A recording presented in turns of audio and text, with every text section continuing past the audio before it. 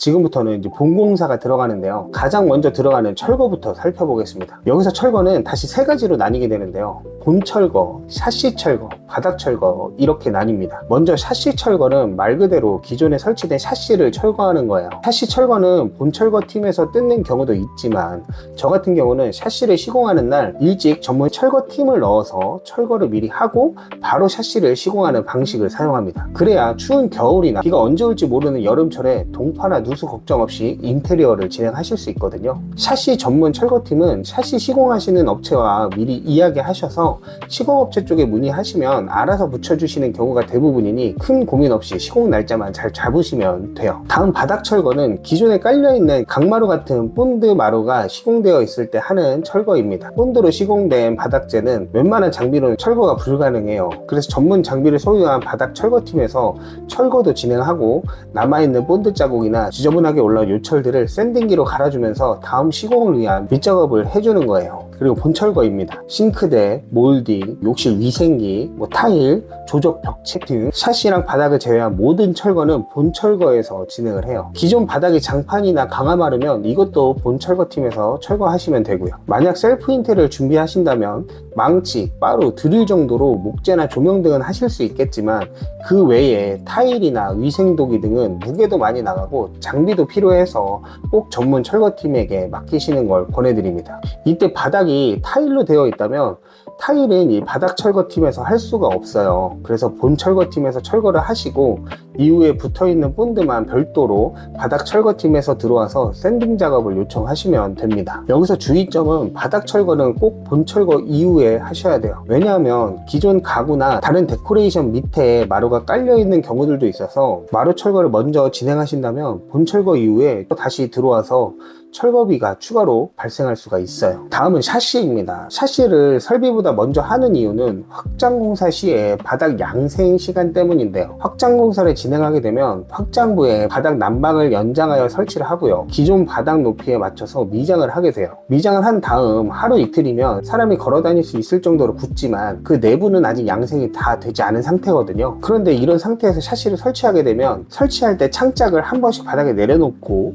그 후에 들어서 설치를 하게 되는데 거실처럼 큰 창짝 같은 경우는 무게 때문에 미장 시공한 바닥이 살짝 꺼질 수가 있거든요. 만약에 확장을 안 하는 현장이라면 창호가 설비보다 나중에 들어와도 되지만 확장이 있다면 꼭 설비 전에 시공하시는 걸 권해드려요. 세 번째, 설비입니다. 설비는 크게 급배수로 옮기거나 새롭게 만드는 급배수 설비, 욕실이나 발코니의 방수 설비, 확장부에 보일러 배관을 연장하는 확장 설비로 나눌 수가 있어요. 보통은 한 팀이 모든 설비 작업을 다 하기 때문에 일정을 따로 잡으실 필요는 없지만 작업량에 따라서 충분한 작업 시간을 잡아줄 필요가 있어요. 일반적인 경우에는 하루 이틀 정도로 보시면 되고요. 만약 그 외에 온수분배기를 이설하신다거나 바닥의 난방 배관을 새롭게 교체하시는 경우는 스케일이 큰 구조 변경이거나 아니면 정말 오래된 구축인 경우로 일반적이지는 않으니까 오늘은 패스해 볼게요. 네 번째는 전기입니다. 다른 인테리어 업체 영상에서는 전기를 나중에 하시는 경우가 많던데 저는 뼈대 작업 전에 전기 배선을 진행을 해요. 그 이유가 예전같이 기존에 달려있던 거 그대로 조명만 바꾸는 공사라면 굳이 선배선 작업도 필요 없겠지만 요즘처럼 다양한 위치에 다양한 방식의 조명이 들어가고 전기 사용량이 많은 가전이 있어서 단독 전원을 줘야 하는 경우는 방해받지 않은 상태에서 전기 작업을 하는 게 옳다고 생각하거든요. 그런 경우는 있어요. 목공팀에서 뼈대를 먼저 세워준 다음에 전기 배선 작업을 하는 경우도 있기는 한데요. 반셀프로 인테리어 하시는 분들은 처음 만나는 공정팀과 디테일한 협의를 하면서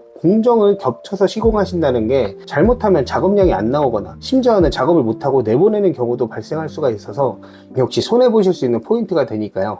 별개로 진행하시는 걸 권해드립니다. 다음은 목공입니다. 목공은 골격을 만드는 작업이에요. 작게는 몰딩 걸레바지, 방문 설치에서부터 간접 조명, 반메리 박스, 가벽 등 내가 원하는 디자인을 만드는 건데요. 목공 이후의 공정들은 마감재를 붙이는 작업들이기 때문에 목공이 마치면 50%는 진행했 하겠다고 생각하시면 됩니다. 목공에서 주의할 부분은 급배수, 난방배관, 전기선 등 벽이나 천정에 숨어있는 전기선을 건드리지 않는 건데요. 이거는 솔직히 보이지 않는 배관이나 전선을 체크하면서 하기는 쉽지 않기 때문에 작업자가 신경 써서 해줄 수밖에 없어요. 그래서 모든 공정이 마찬가지겠지만 특히 목공은 마감 디테일을 정하는 중요한 공정이다 보니까 작업팀을 고를 때 더욱 신경 써서 고르셔야 하는 부분이에요. 저는 새로운 지역에서 목공팀을 새롭게 섭외해야 될 때 저는 인스타를 많이 활용하고 있습니다. 해당 지역의 목수를 검색하시고요. 그 지역에서 여러 가지 포트폴리오를 많이 올려주시는 목공 반장님들의 사진들을 보면서 목공팀을 조금 추려서 연락을 드리고 있습니다. 지금까지 공사 전에 해야 할 순서들과 본공사에서 철거부터 목공까지 내용을 살펴봤어요. 철거, 샤시, 설비, 전기, 목공 이 초반 5가지 공정은 기본 인테리어에서도 꼭 들어가는 공사들이니 순서 잘 지켜서 준비하시길 바라겠습니다. 공정 순서를 전체적으로 소개한 이후에는 조금 더 디테일하게 인테리어 업자들이 각 부분에서 어떻게 예산을 세이브하는지 대표적인 디자인을 두고 그 디자인을 만들기 위해서는 어떤 공정을 어떻게 준비해야 하는지 알아볼 거예요. 혹시나 궁금한 작업이 있으시다면 댓글로 남겨주세요. 이후 영상에서 조금 더 디테일하게 설명드려 볼게요. 그럼 구독과 좋아요 부탁드리고 지금까지 히든테리어였습니다.